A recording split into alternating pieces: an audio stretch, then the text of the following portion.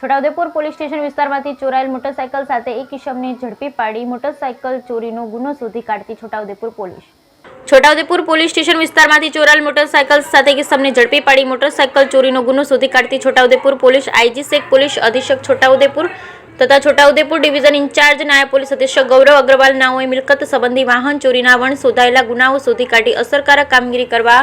જિલ્લાના તમામ થાણા ઇન્ચાર્જ નાઓને સૂચના કરેલ, જે અન્વયે રવિરાજસિંહ પરમાર પ્રો નાયબ પોલીસ અધિક્ષક છોટાઉદેપુર પોલીસ સ્ટેશન નાઓના માર્ગદર્શન હેઠળ ગુના ઉકેલવા, ખાનગી રાહે બાતમી હકીકત મેળવવા તેમજ સઘન વાહન ચેકિંગની કામગીરી કરવા સમજ કરેલ,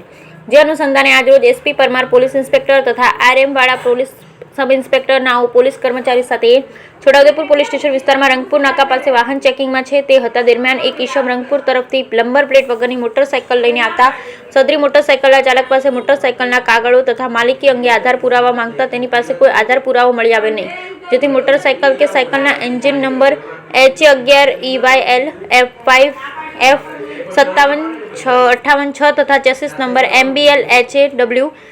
121L 5F08426 પોકેટ કોપ મોબાઈલમાં સર્ચ કરતા સદર મોટરસાયકલ છોટાઉદેપુર પોલીસ સ્ટેશન ગુણ નંબર 11/1822/446/2024 ઇપિકો કલમ 379 મુજબનો ગુનાના કામે મોટરસાયકલ ચોરાયેલ જણાઈ આવતા સદર ગુનાના કામે ઈસમ દીપકભાઈ હરસિંહભાઈ રાઠવાને અટક કરી મોટરસાયકલ કબજે કરવામાં આવેલ છે. આમ છોટાઉદેપુર પોલીસ સ્ટેશન દ્વારા મોટરસાયકલ ચોરીના ગુનાનો ભેદ ઉકેલવામાં સફળતા મળે છે. Bureau report Rehan Patel, Chhota Udepur.